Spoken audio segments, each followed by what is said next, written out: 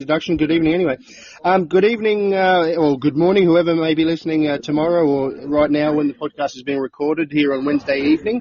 My name's David Young. I'm a member of Boot Brisbane up in Cairns, North Queensland, and tonight we have a special guest of Phil Cassell, who is a civil engineer up in the northern area of Queensland and has been for 40-odd years. He's held board positions on many industry groups, including Civil Contractors Federation, North Queensland Civil Construction Association, PwC Skills for Australia, and has been on reference groups for the Chamber of Commerce up in this area as well. He's obviously a civil engineer, also has branched into education with accounting and environmental management, and is currently studying law. He's been a huge advocate for local government procurement acts and all sorts of building industry fairness acts and workplace health and safety legislation. And also with us we have Bill Bates and Matt Maloney. So welcome, gentlemen, and special welcome to Phil Cassell. Good evening. Thanks very much, Matt. Phil, let's start with you because you've taken the time to share with us your Wednesday evening, so thank you for that. With your experience in North Queensland civil construction, I believe you even went to the extent to start one of your own associations to lobby for the industry in this area. Could you tell us a bit more about that? Well, that's right, Matt. We originally were part of another organisation that was Queensland-wide, but the same, predominantly based in the southeast corner. And I served 5 years with that particular organisation on the board and as their regional chairman. And it was just the old case of we thought representation in the regional areas was dipping off, and so a group of us got together up here and we decided to start the North Queensland Civil Construction Association. That's been running, I think, just over 2 years now. It does have a great membership base already in those few short years. It's designed around three particular areas. One obviously is education and, continued training. One is joint ventures and alliance, working together type initiatives. And the other one, of course, is our political advocacy. So that's probably the area we've been most successful in is political advocacy. But again, we can approach our local guys, but how much weight that actually carries south is always the unknown. Yes, well done for taking that initiative because from previous conversations, and it was quite a while ago now, I remember you saying that the membership grew quite rapidly as well when you first started that organisation. Was that correct? Obviously, lots of civil engineers in the northern part of Queensland recognised the disparity of jobs going to more southern contractors. It was, and basically we started here around Cairns, then we ended up drifting the Port Douglas Mossman, then we ended up drifting south to Townsville. Then all of a sudden we found ourselves as far south as, I think Rockhampton or very close to it, as far out as Mount Isa, right up to the Torres Strait. So the area that we actually represented was quite a significant portion of rural and North Queensland. So, of course, when this group had a particular industry body that they knew was purely dedicated to, best construction procurement and practices in those regions, they simply came on board. They saw value in having a voice. Well, and all the more reason for government contracts of any magnitude that if they can, they should use local contractors. And it's great that you made that association to be able to band together with other medium or smaller civil construction companies to be able to bid for those larger jobs. So well done, mate. But obviously, Southern Contract is coming in to reap the rewards of projects that might otherwise be only for the benefit of regional Queensland is a bit sad on every front, really. It is, and we're seeing some sort of scenario that I don't have accurate data on, but some sort of scenario now playing out with the convention centre here in Cairns, which is one of the major redevelopment or construction projects. And we've seen all week that the there's two sides to the story. One side says we're local contractors and we've been excluded in a probably a legal way, but maybe not a moral way in, our opinion up here. But then we see that in the newspapers a lot of big contracts have gone again down south. So we really shake our head about what governments are truly committed to, regional areas. And I suspect this is right across Australia, not just here in Queensland, that once you get out of those epicentres of the major city and, we often wonder if we're really considered. And I guess it comes down to representation in Parliament. We're allowed one representative for so many of the population. The higher population density areas get a lot more. Bill, you'd probably be able to help me with the state member numbers here, if you could, please. Yes, well, after the last redistribution, when we moved from 89 seats to 93 seats, and we got another 4 seats in southeast Queensland, not only did the number of seats increase, but we also had the quota of voters per electorate go up from 29,000 per seat to 33,000 per seat, and that's the midpoint of the quota, and you've got about 1,000 on either side of that to qualify for a state seat. So it's interesting to note that from 1989, Central and North Queensland had 24 seats in the 89 seat Parliament, which was the first year of the 89 seats. So we had 27% of the representation in Brisbane was from Central and North Queensland. With the last redistribution, we've now got 17 seats in a 93-seat Parliament. So our representation in Brisbane Parliament is now down to 18%. And the real scary thing is we were due for another full redistribution in 2024. And because Brisbane is growing at least at twice the rate of regional Queensland in population, it's expected that another 560,000 voters are going to have to be brought into the voting list and adjusted around. Like when we go to this election at the end of this year, all they'll do is shift the boundaries around a little bit to even them out a little bit. But they won't actually consider additional seats. But come 2024, they will. And we could see a situation where we go from 93 seats to, say, 98 seats, because you've got to fit another 500,000 voters in. And we will be struggling if we can retain our 17 seats. There's a good chance we'll actually go down because our population hasn't been growing as fast as the southeast Queensland. So they'll get additional seats, and we may actually fall.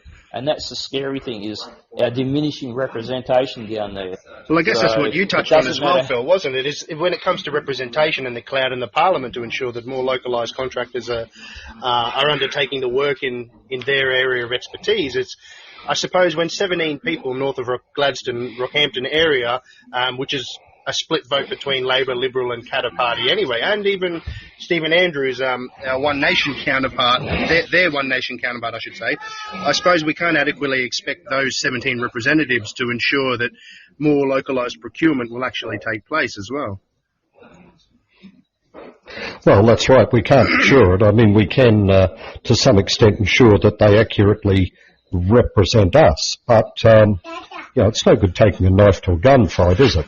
Sending 17 representatives down against the balance of 93, are we really throwing our committed local members, to the line, so to speak? Especially when these larger... I guess sorry, Phil. Continue, sorry. All right. Continue. Yeah. I guess the only way we've really, got the attention of our local politicians in the regions that we move in, and that's at all levels, local, state and federal, is to link their listening ears to budget. to jobs and budget. And that's about the only way sometimes we feel that our organisation gets that that representation is by presenting a case that's economically viable for them to make it very difficult to say no. Yes, and when Southern contractors win these, as far as I understand, win these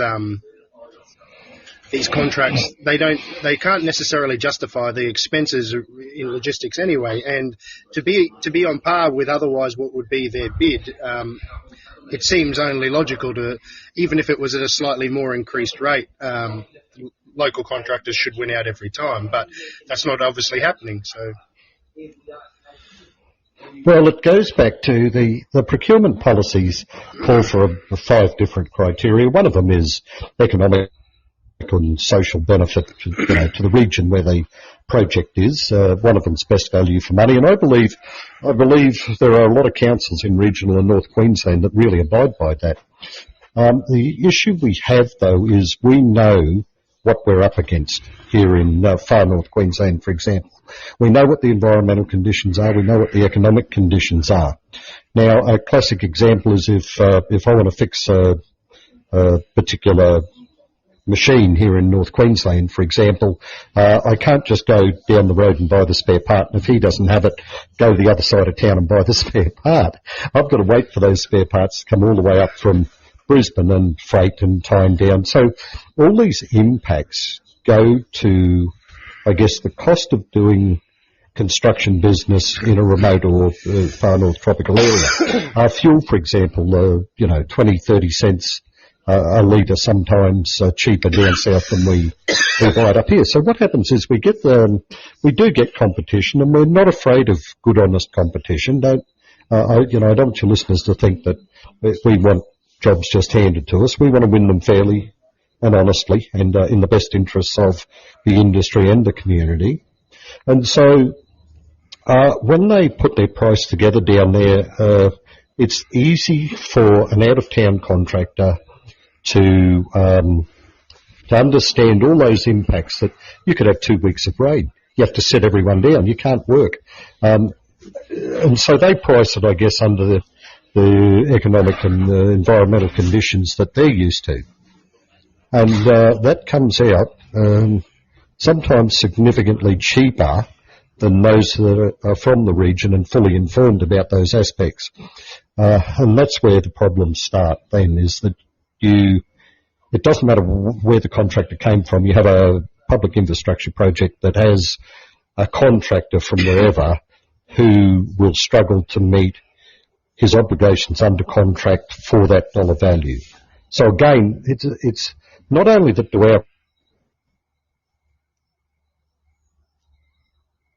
Are you there, Phil? I've lost audio on Phil.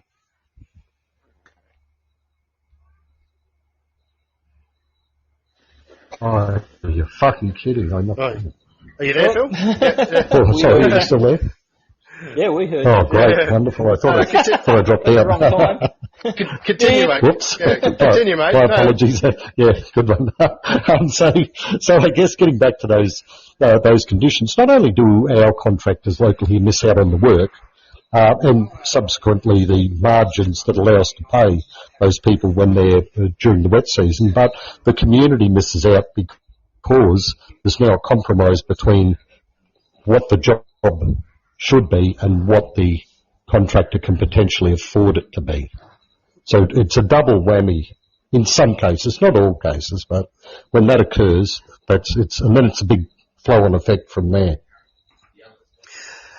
I guess one thing I'd like to touch on as well is, and it's not to give you any comfort at all, Phil, but from talking to many a bricklayer and a carpenter and a roofer and a plumber, it's a rampant problem in every industry, and anything to do with construction, and especially those industries that predominantly circle around government projects, because they're usually the largest of any kind of construction that's happening. Usually. Losing out to southern contractors is becoming such a problem that local contractors. I was only speaking to a plumber a few weeks ago that says that they, under the contracts, the terms, they can stipulate that all this work that they don't actually adequately account for, that are more localised and expertise, person of expertise in the local area would understand, like you just laid out, Phil, can add it onto the bid afterwards anyway. Is that correct in the civil engineering sort of contract form? Look, it is possible, and that does occur in some circumstances.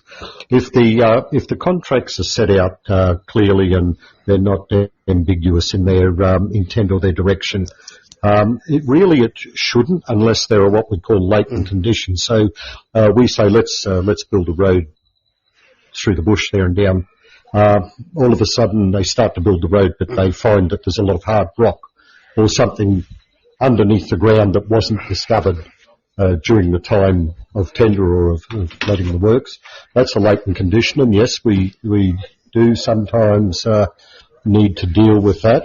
Wet weather can sometimes be a condition that slows the job down, but doesn't necessarily allow a claim for costs during the period of the wet weather, and sometimes that can be the biggest risk.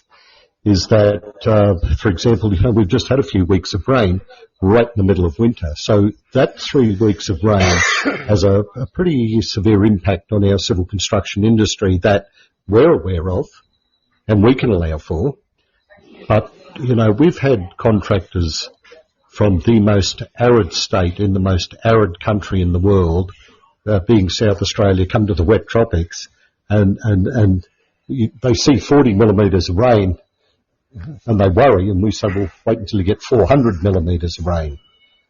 So there's some of the issues that, dealing local and keeping it, within the region, fairly significant impacts on the overall, state or federal budgets.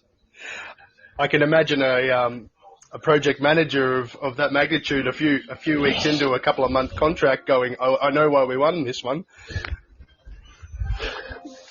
Absolutely, and believe me, I'm speaking on historic events there, not hypotheticals. No, that's of course, and there's a couple of examples of road being laid out in the Tablelands area, which is exactly attesting to what you're talking about. And one wet season down the track, it's washed away because it wasn't adequately laid. Might be to a specification, and that's one thing, but nothing's more destructive than a huge body of water, I'm sure. Well, that's certainly true in some extent. What is a greater impact, though, is the lack of infrastructure. I guess everyone listening has a fairly good idea that a great amount of the state-generated income is from regional and northern Queensland. Now, to give you a quick example, is we build a river tunnel. That's great, but for that sort of money, we could be building some major cattle routes for the cattle trucks, some major transport routes for, the sugarcane and other produce and things that we have up here. We could be developing a port for our seafood industry. And now, the issue we have there is we need to make it attractive for people to come to regional and remote areas to work. It's not always about money, because they rattle their trucks down a dirt road, they simply break all the suspension. And that's tens of thousands of dollars. So if we were to build this infrastructure, if we had the money and the representation to build this infrastructure and present that to, to say competitors in the transport industry or competitors in the fishing industry or the refrigerated transport industry or whatever it is, whatever industry, agriculture, that type of thing, all of a sudden now we start to develop satellite points of business. So, Mariba, for example, might develop a big truck centre up there because a lot of the trucks congregate there because there's beautiful roads to get up into the Cape and wherever to get the produce or the whatever it is that we're transporting. All of a sudden that creates a better pool of competition, which creates a better outcome for the consumers of those products.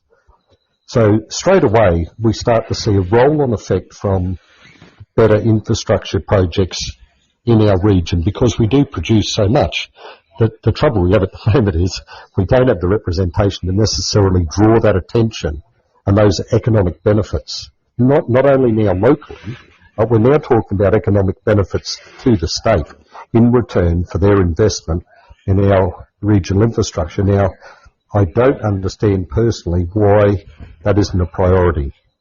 We're talking about shorter food and world food famines and all that sort of thing. Why now are we not tooling up for a future market that would benefit the state overall, and obviously the flow into the federal government, and that's above our local governments and our local communities. We start to delve into a lot of people benefiting.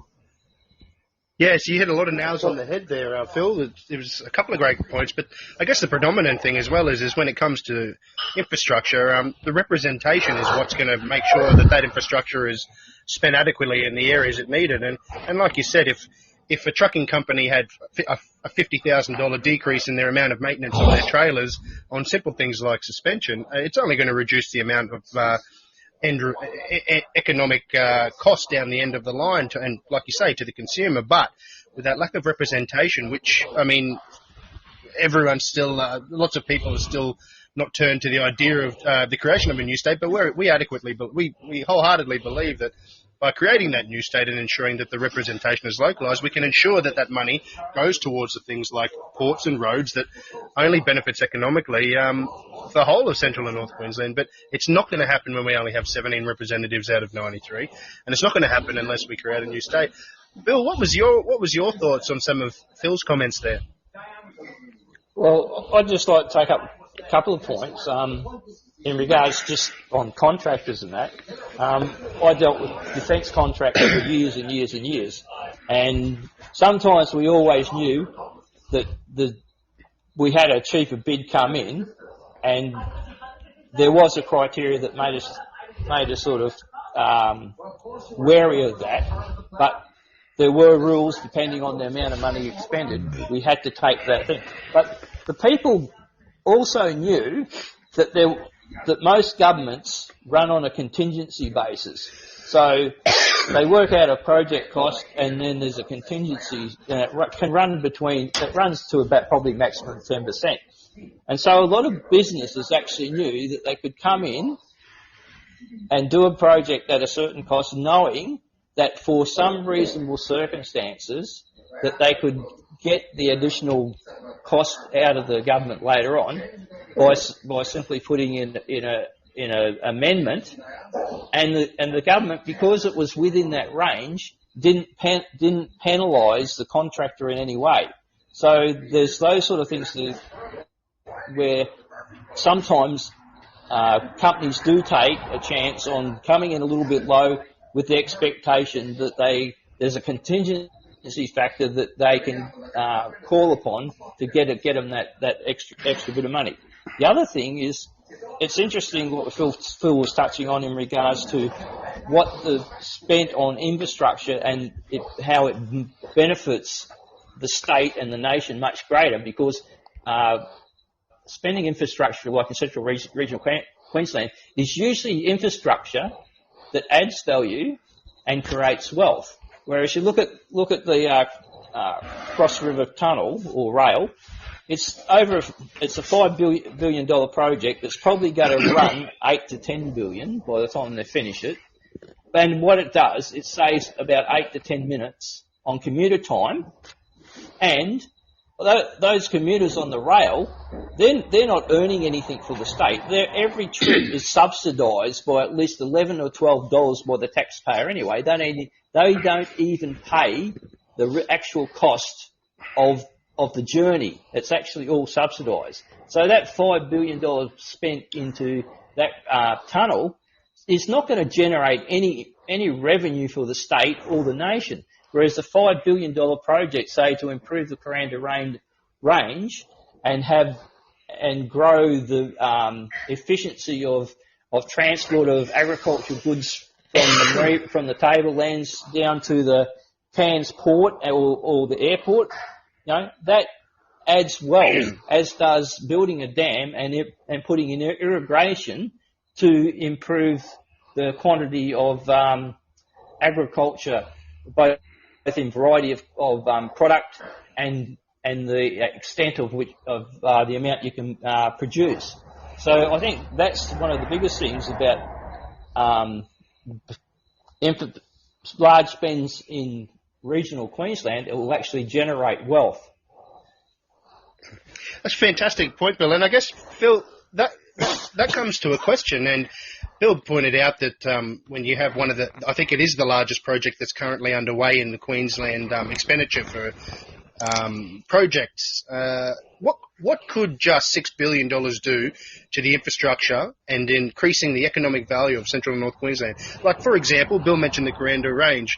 It's long been discussed that the Coranda Range is well due for an upgrade, if not a completely new access to the Tablelands area from the Cairns area.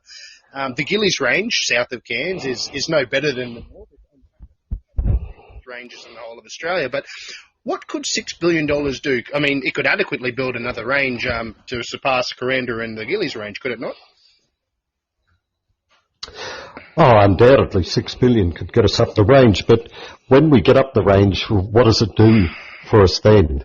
Are we focusing on getting people from Coranda to Cairns quicker, better, faster, safer, or are we opening up a transport avenue that can take us from Cairns all the way to Corumba or to the Cape or to, far out regions where the big cattle stations are?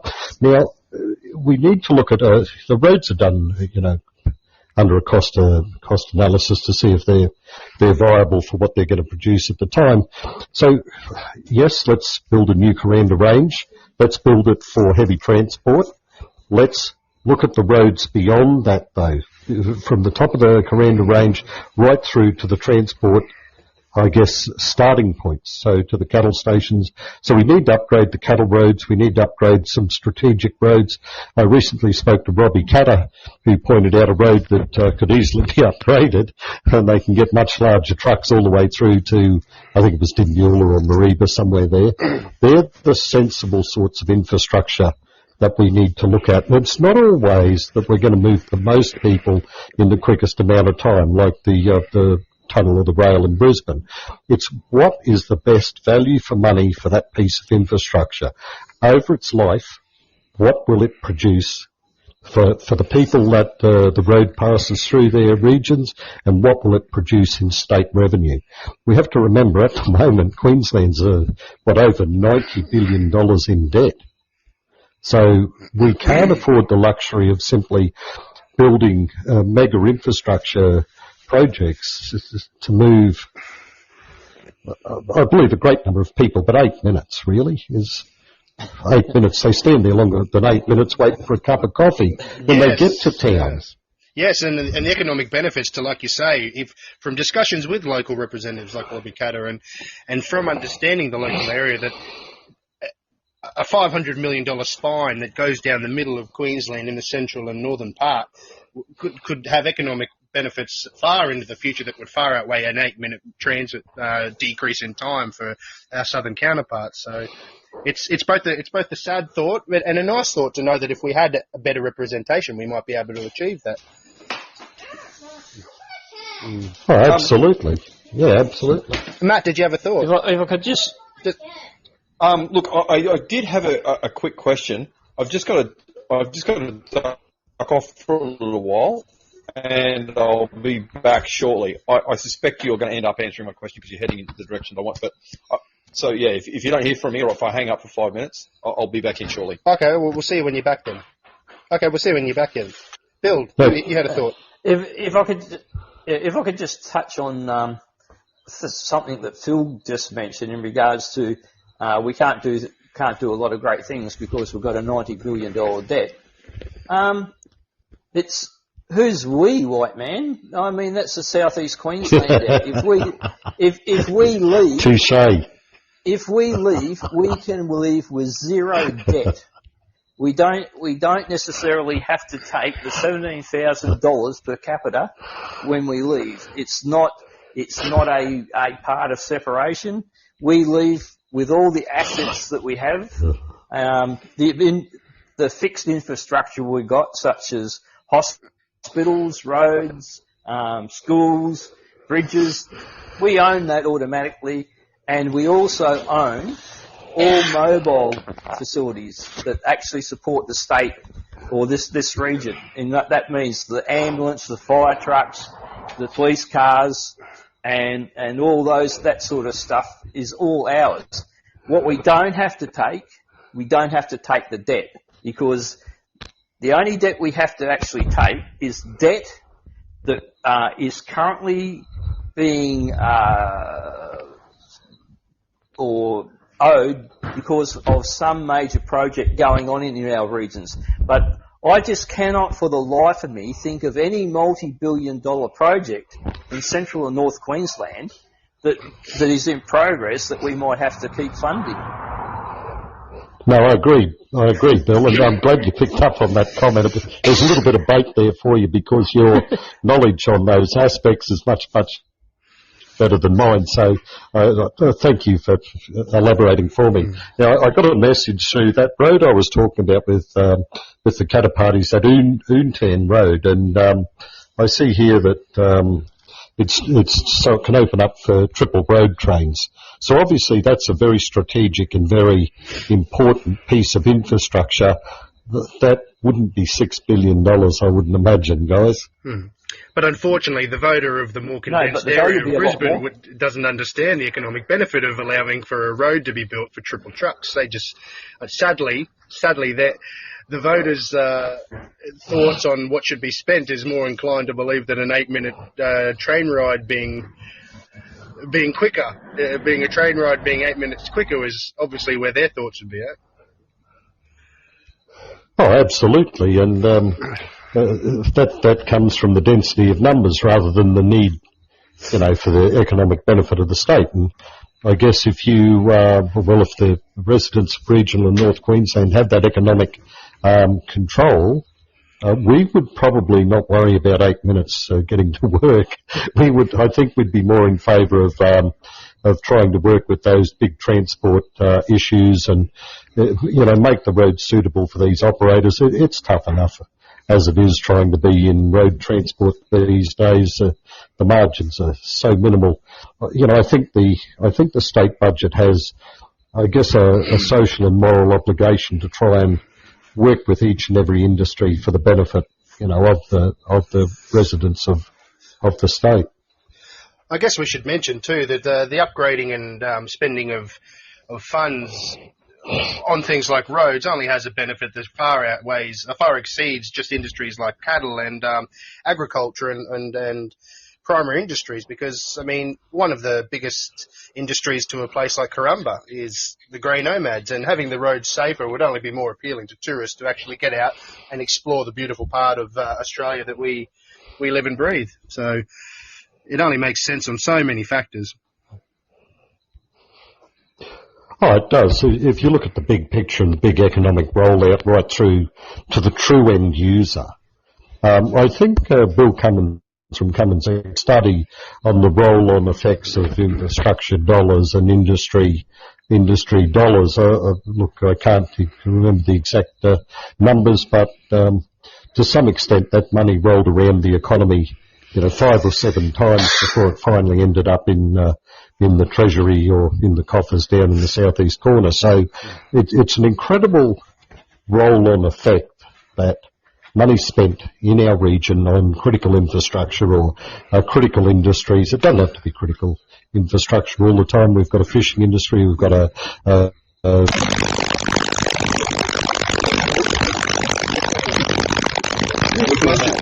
I think it's Phil. Phil, I think your microphone's going haywire again.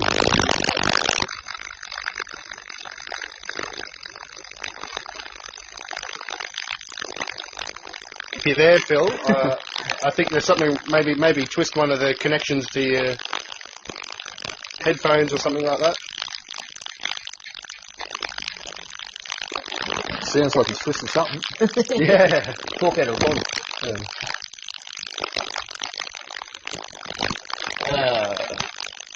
Don't know what's going on there. Yeah. Crackle, crackle, crackle. Anyway, yeah. If I can, until Phil comes back, it is a bit of a motorboat. Maybe he's gone fishing. The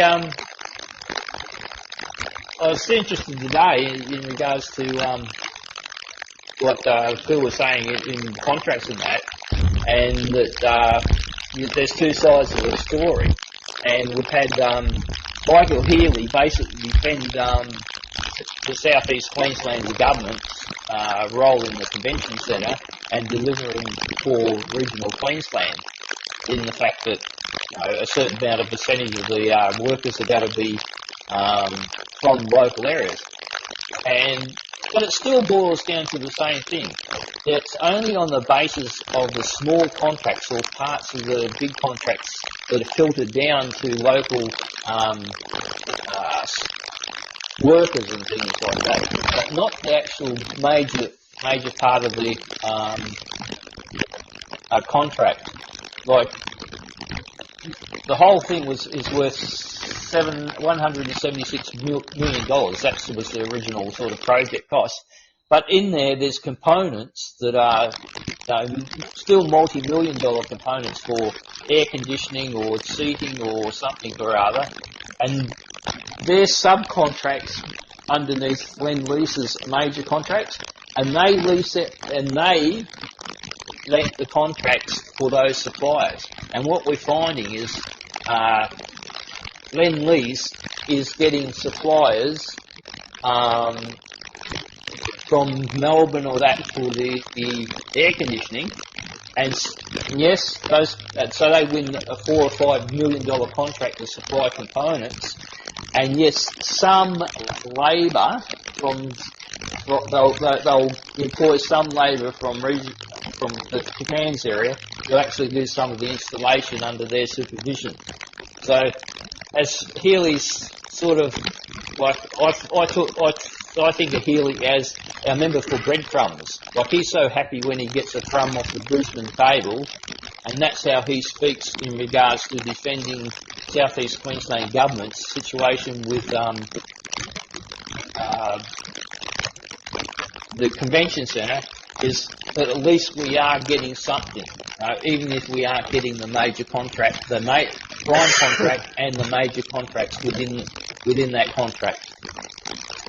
Yes, and we can be sure that the Minister for Breadcrumbs, like you say, Bill, will be squabbling back to make sure that he tried to make sure that local contractors would win out as promised, but ultimately he doesn't have any real control over it, because when a contract's signed off, you can't unsign it. Well, that's right. And the other interesting thing is, I mean, one moment, Bill. Just one moment, Phil. We might just try. If you disconnect and just try reconnect. So I'm just going to disconnect you if you can hear me, mate. And just rejoin the room. Give your headphones a bit of a pull out of the socket and plug it back in. And we'll just see if we come back in with all the problems gone. So just join the room again, mate.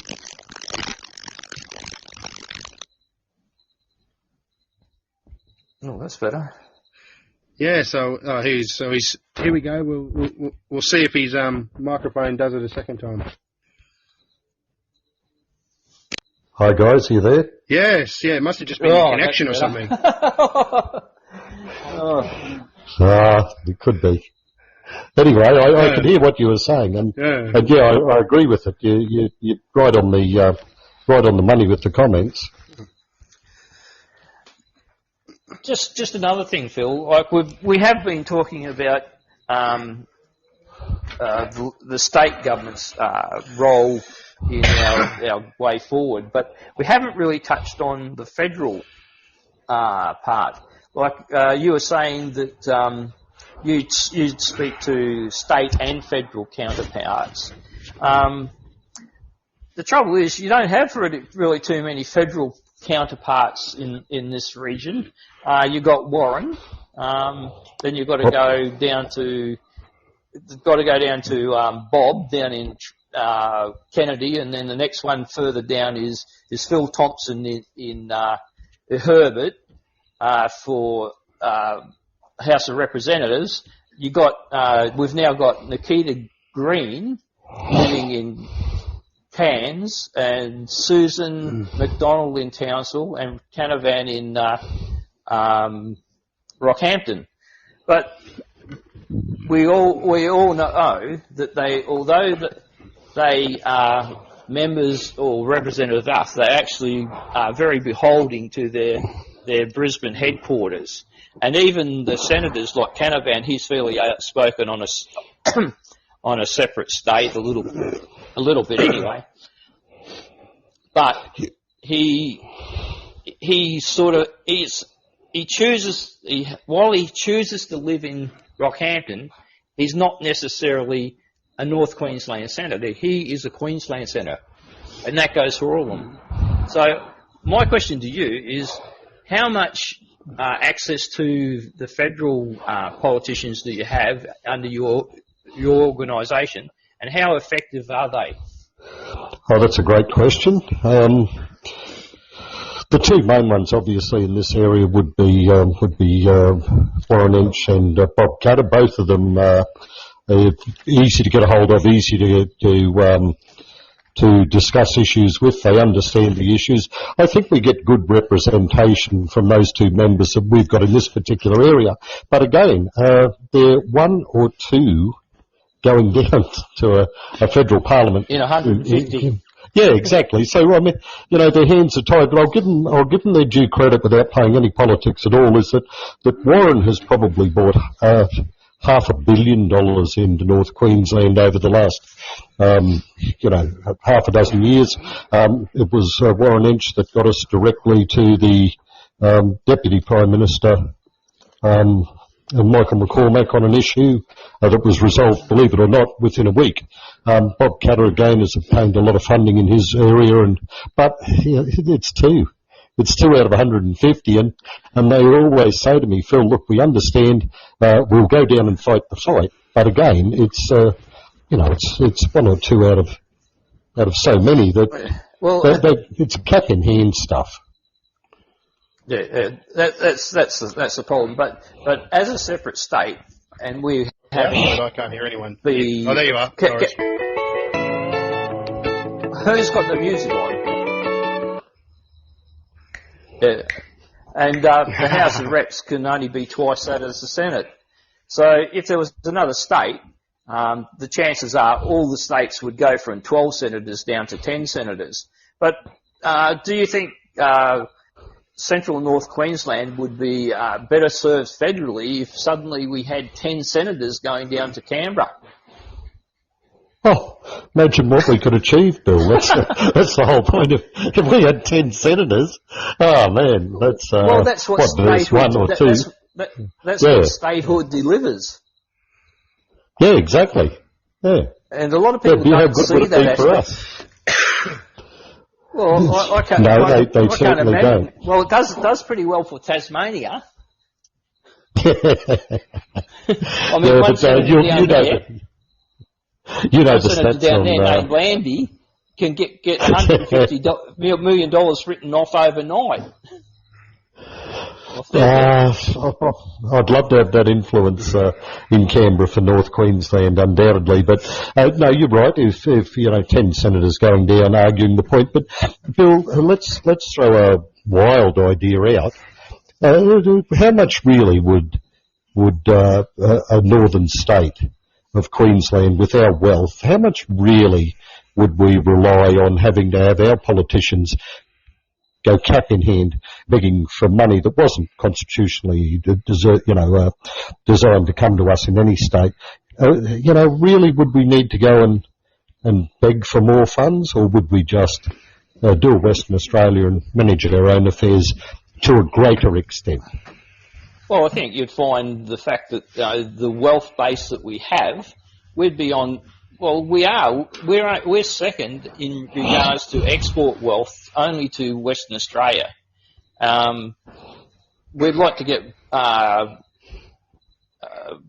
Bill Cummings on to give us a rundown of all the wealth. But the thing is, if you compare the economies of, say, Central and North Queensland, just our merchandising shipping exports are something like $60 billion. Now, Tasmania's only got a $5 billion export industry, and South Australia a meagre 12 billion. So we're 5 times, the export powerhouse of even South Australia, which has got 1.7 million people. So, we can well and truly take care of those sorts of things. But the other thing is, a lot of people don't seem to realise that the Queensland, a lot of people concentrate on expenditure and what people, what they spend and how much you're going to get. But the real key to a state or how well it's off is its revenue base. And the revenue income for Queensland in total is $42 billion annually. And it's been that figure for the last couple of years as far as the Treasury income goes. But of that $42 billion,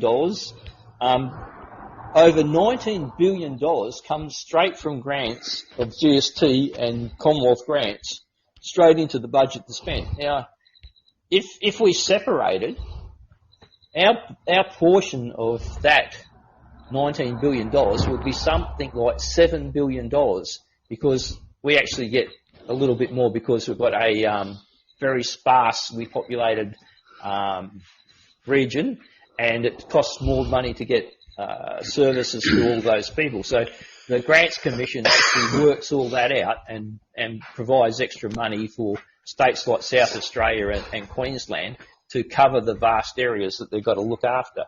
So we're never going to be short of money to run ourselves.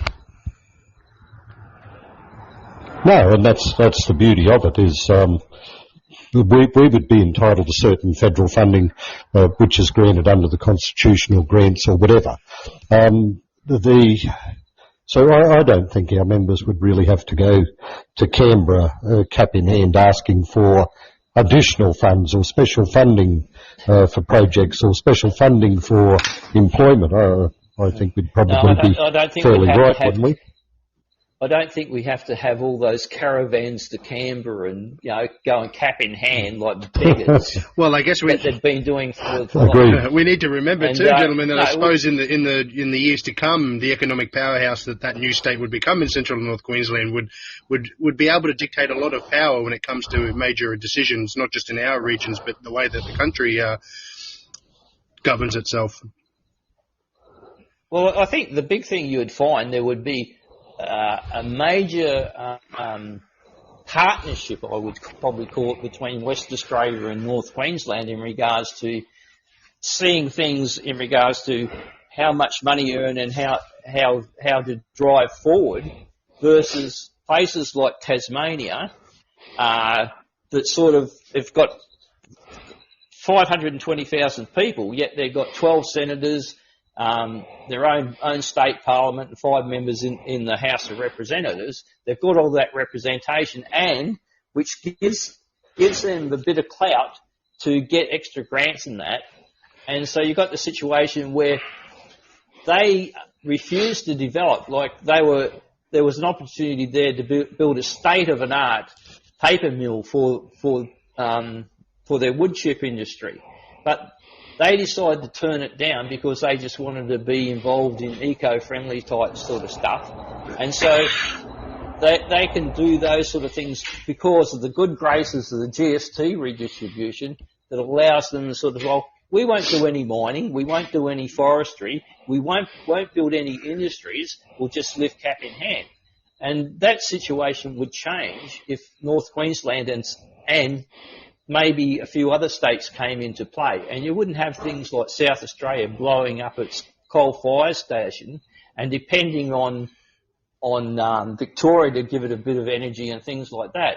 So I think the big thing that comes from North Queensland becoming a state is you get this moving forward in regards to development and growth, rather than the stagnation that sort of places like South Australia and Tasmania sort of have. So, Bill, I think we can have all that development in an environmentally positive way. We're used to working in very sensitive environmental areas, but I read from that it could quite possibly be at the Commonwealth meeting of the heads of state that Western Australia and Queensland would be ordering champagne while the others drink beer. Is that sort of the scenario you can visualise?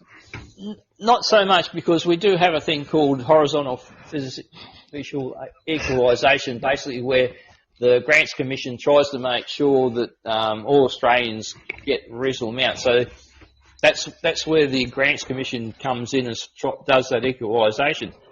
But what we have the opportunity is to continue to grow wealth, so we have more opportunity for our residents and that going into the future. And that will be a driving force, rather than being able to sit like Tasmania on its backside and not do any development. Just hope that the money keeps rolling in from the mainland. I think economic prosperity in Central and North Queensland would... Sorry, Phil, I was just about to say, I think economic prosperity in Central and North Queensland would only end up in more expensive beer as opposed to changing to champagne, just based on the... Sorry. Continue, mate. Yeah, true story. Continue, mate. Sorry. No, that's true. It's getting back to that issue of industry. I know Tasmania are very, very environmentally conscious and very sensitive about their environment, but I'd like to add no more so than us in the Great Barrier Reef or the wet tropics. We're very, very sensitive about how development and how progress impacts on the environment. Regional Australia, regional Queensland, I think, are very conscious about how they conduct their particular business relative to environmental impact, and none of us want to see environmental impact. That's the very reason we live in these amazing parts of Australia. But I think it's important to also note that we can have a coexistence between sustainable development and a sustainable environment. So, I guess that's where the state of North Queensland would certainly lead, or could lead, development and infrastructure development into the future. And I guess to come full circle, yes, I think, as well. The environment. Sorry, Bill, you go. Yeah, I was just saying, yes, the environment's extremely important, and especially pristine areas. That's the thing that we've really got to be focused on.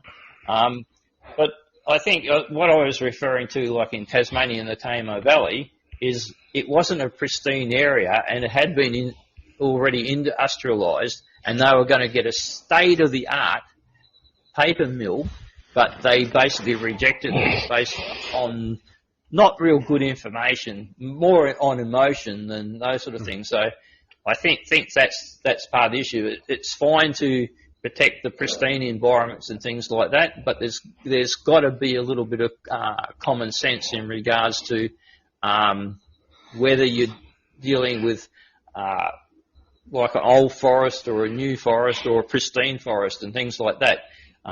You can't just sort of saying, well, it's a tree, so therefore you can't do anything, or whatever. There's got to be some value between what you're protecting and what's the advantage of going ahead. As Phil said, the sustainable development and the ecosystem can coexist, and if it's done accurately, it can be done to everybody's benefit as well as the environment. And it comes full circle, I was going to say, back to what we had. One of our original topics was the awarding of contracts to local specialised contractors that both know the implications of the work that they're the work that they are undertaking, and that might specialise in the reduction of runoff with things like the Great Barrier Reef in mind. Where a contractor from South Australia, if they want a contract building roads up here, might not necessarily have those things in mind, and not to their detriment. It's just something that they'd never had to seriously consider, building roads in the Great Southern Bight. So it only comes, like I said, full circle. Absolutely. Yeah. Is Matt Maloney back? Matt, are you back with us yet, or are you still away from the phone? I'm back, old boy. Did you have a question that you wanted to ask Phil or bring to light? Yeah, I did miss a little bit of the conversation. So if this ended up being covered, and I suspected it was heading in the way there, so, I do apologise for going back over the ground. But Phil, just how much of these, like in regards to these sort of like big civil engineering jobs, regards tendering process and everything, is it the case that it's purely done in regards to economics and it's just purely a sort of rationalist decision, or are political sort of, we need to give it to these people, I want to give it to my constituency, we want this to go to a Brisbane firm or whatever it is firm, are those sorts of considerations taken into account? Look, I guess on a point of evidence, we do get a good open tendering process. We do see some anomalies or inconsistencies in the overall decision on the way some of these big projects are awarded. We do challenge those from time to time. What goes on behind closed doors, of course, we never really know about if that does or doesn't happen. I guess when you're awarding a $500 million project, under any circumstance, you have an absolute obligation to ensure that the process is clear and transparent. The process is in the best interests of all governments. I guess if that tends to narrow down the field of competition in tendering on those big projects, there's not a lot we can do about that, other than, of course, to break the projects down into smaller. So instead of a one single $50 million project, you might be able to break that down into two 25s or, three 15s and a 20-something. You might be able to break them down into smaller segments. That would come at a cost to the projects and to the government, because there's duplicity of service in administering and controlling those projects. But it comes back to what's the government here for? The government's here, again, under the Constitution, to advance the lives of the people of Australia. So, are we really going to not consider the social and regional economic impacts of the way we do business as a government, as a federal or as a state government? We don't have the issue, of course, with local governments, because they don't often put out a $400 or $500 million project. But there's a lot of questions there. I don't believe I would have the answer to. But again, it comes down to, if we had the representation in our own right, I think we'd probably get to that a lot clearer through our political process. Does that answer your question, Matt? Indeed, it does. Thanks very much. Well, gents, we've just passed an hour, and we should start trying to wrap things up. And I had a question that would be sort of vague in nature, but would be interesting to hear your response, Phil. Is what's a project that isn't necessarily in the pipeline at the moment that you, as a civil engineer, can see the economic benefit should it be implemented? Say the government was to release, I don't know, $100 million would seem to be a lot of civil works, but what's a project that you could adequately see, price aside, that would have great economic benefit for the decades to come, the future to come in general, that you would love to sink your teeth into? Oh, the major transport routes up west and north. I think if we could get those major transport routes in, we're going to see small satellite, not cities, but small satellite communities, small satellite towns developing, because transport, it doesn't matter really. It does matter to some extent where you live, but not like you and I, where we drive into town every day to an office. The transport companies can, anywhere along the trade route, they could establish. So rather than pay exorbitant prices in Cairns or in the larger cities or wherever for depots and things like that, you imagine if they established a major transport route between here and Corumba and they set up a major transport hub in one of those small cities out in the middle there, well, the economic benefits flow from here to that city, and from that it becomes an epicentre, I guess, in that particular region, that particular part of the state. And with that comes growth, with that comes settlement. You know, imagine a young couple who drive a truck and they can build a house for $300,000 on a couple of acres out in a regional area, as opposed to, you know, $500,000 for a tiny little block of land in a city where, you know, he can't really keep his truck, he can't really try and get ahead, he can't get that young family started. Whereas in those regions, you know, I think the economic opportunity right down for those people, and the suppliers, the mechanics, the fuel station, the local grocery stores, I think if those big, you know, transport routes were predominant and were opened up, I think growth would follow. So in general, a north-south, east-west sort of spine along the whole central and North Queensland area to greatly boost economic diversity and the travel of the goods that we produce up here. Absolutely, absolutely. Whether it's cattle, cane, seafood, whatever. We also need to remember too the flow-on effects of, I mean, and this isn't a negative point at all, it's a positive, is that is one less family congesting the roads of south that would otherwise be in southeast Queensland. And the more prosperity that we give and access that we give to opportunity up in central and North Queensland solves issues in southeast Queensland as well, does it not? Would you agree? Oh, I do, and in fact, we could issue a passport for those wanting to come in here, and you know, we could attract the young families, we could attract the elderly that want to possibly move away from the big cities due to these pandemics and things that, you know, potentially could be coming. We've got kids up there that go to regional schools, and you know, they're probably more likely, and I say this is a bold, unqualified statement, but they're probably more likely to go motorbikes or horses, or rather than, you know, the electronic entertainment.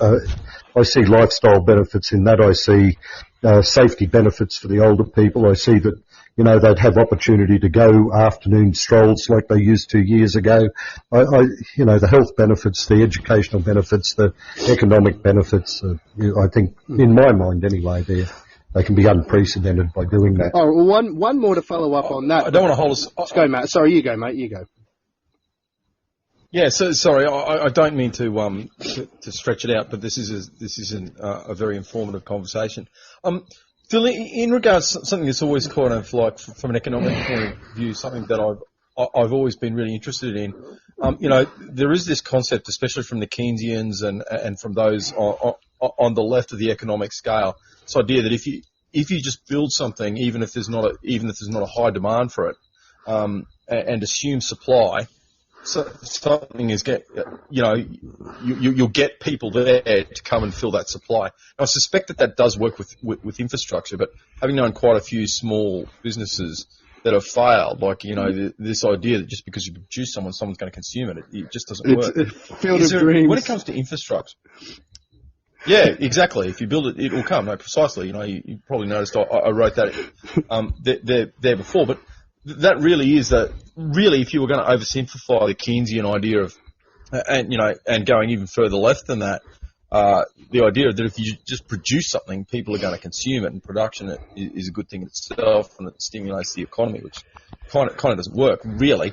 But how do we tell? Like, is there any way of saying? Is it true to say that, like, if we just expect, and, you know, this is purely a conversational thing, it's not Brisbane policy or anything. Well, let's just say we go, okay, well, we're going to create Charters Towers, will be our new capital of the state. And we're going to build infrastructure in other areas around that just to stimulate that area. Will simply building infrastructure in an area sort of create things? Is there a law of diminishing returns? And if so, how can we tell so that we're not pouring money into something that's not going to work? No, that's exactly right. But a magnet has no value. No, it does make perfect sense. It's a great comment. I guess it comes down to a magnet has no value if it has no steel. It's got nothing to attract. We'd need to make it attractive.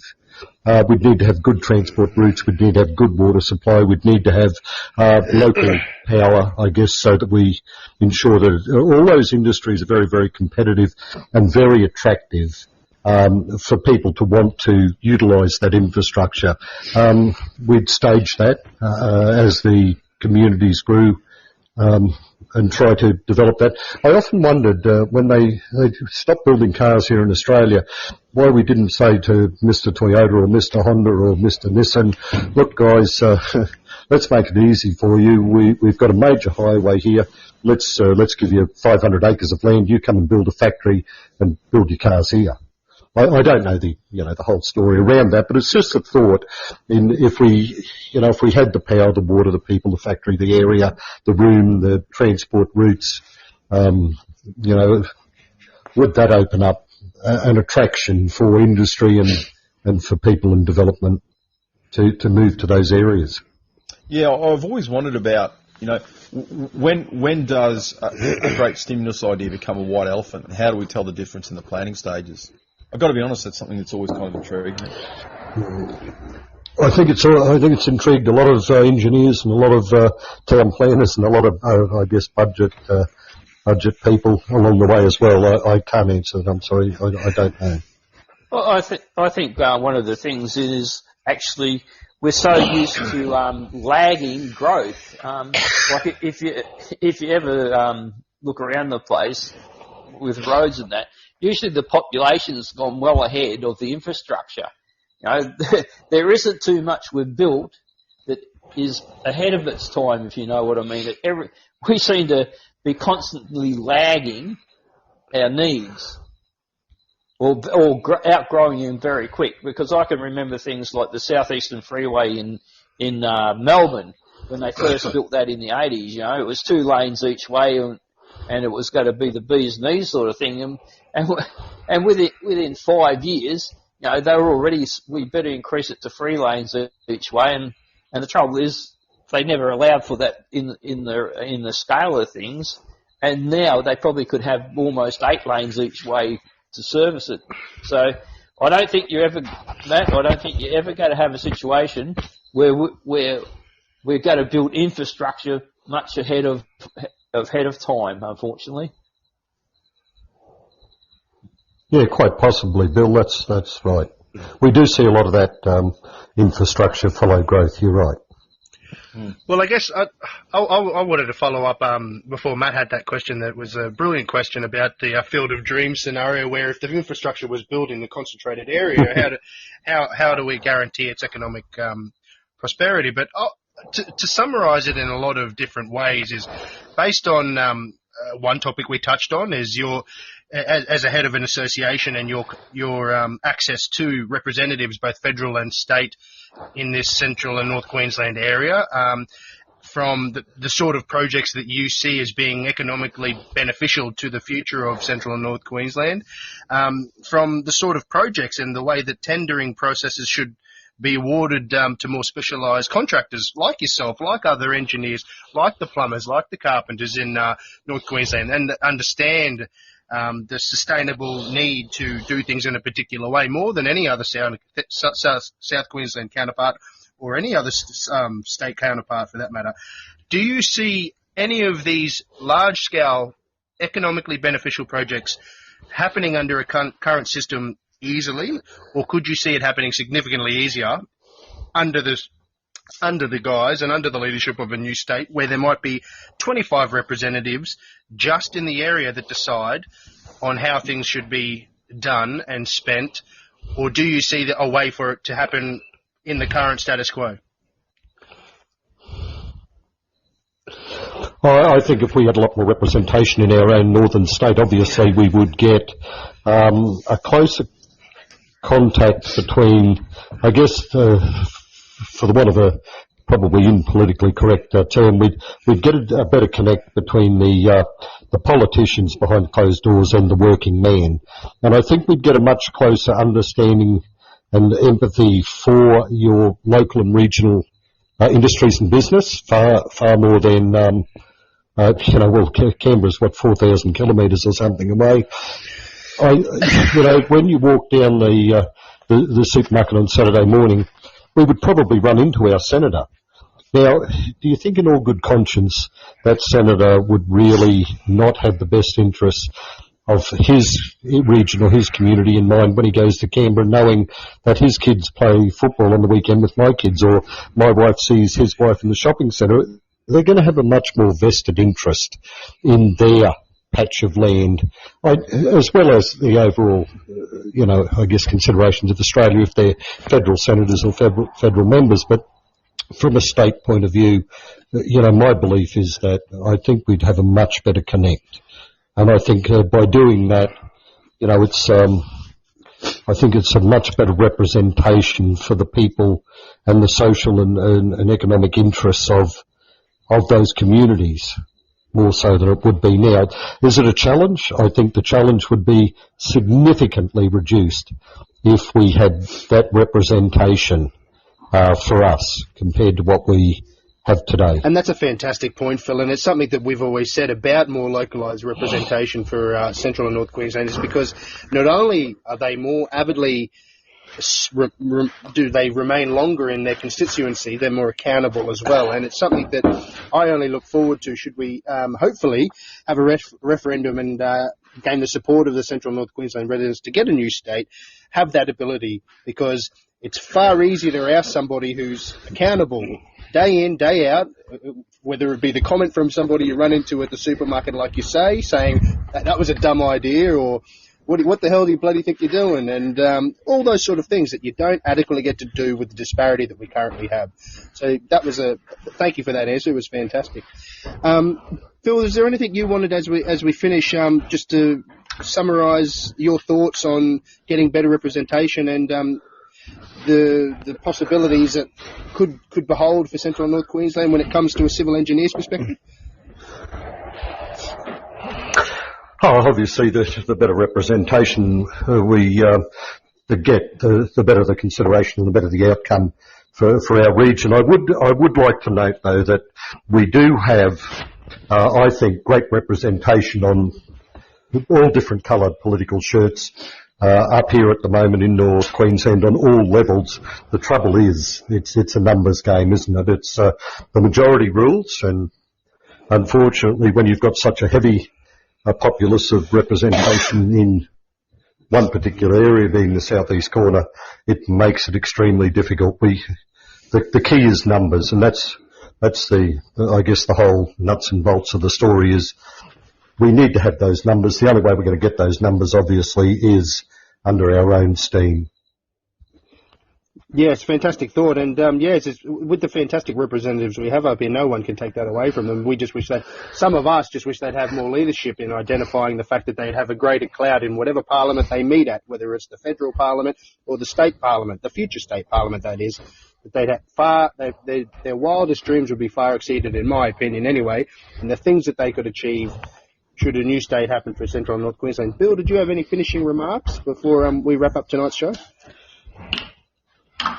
I think I just add there, adding to sort of Phil's comments in regards to our people are accountable to us, but the thing is, the 73 state politicians down in that southeast corner, well, they're accountable to their constituents, and they've got to operate on the premises they want to get re-elected and have to deliver for those constituents. So their constituents come first in their opinion, and we come a distant second, and that's just the truth of the matter. So until we can sort of cut those 73 politicians out of our system and have our own system, well, that's when we'll get ahead. Mr. Maloney. Oh, undoubtedly, Bill. Mr. Maloney, did you have any finishing thoughts you'd like to contribute? No, not really. It's all been covered. I'd like to thank Phil very much for taking time out of his taking time out of his very busy schedule to come and speak to us and enlighten us on this stuff and give us his perspective, mate. That was great. Thank you. You're welcome. Yes, well, if that's Thanks for having me, guys. No, thanks for coming along tonight, Phil, and really appreciate your insight there into from a civil engineer's perspective, and just to really so some of our listeners can understand just what the potential in Central North Queensland really is, and the great things that could be achieved should we have a more localised parliament. Thank you again, thank you, Bill, and thank you, Matthew, and if you're listening, you can follow Yes to a North Queensland State for a Facebook page to learn more and keep up to date on all things referendum and constitutional law and the creation of new states for Central North Queensland, a state for Central North Queensland. Likewise, you can visit brisbane.com where you can learn more and see if there's any local forums or visits happening from any of the crew in your local area of North Queensland, and follow Brisbane.com Facebook page and listen in next week, Wednesday 7 p.m. hopefully. So thanks very much and good evening, gentlemen. Good night. Good evening. Good night.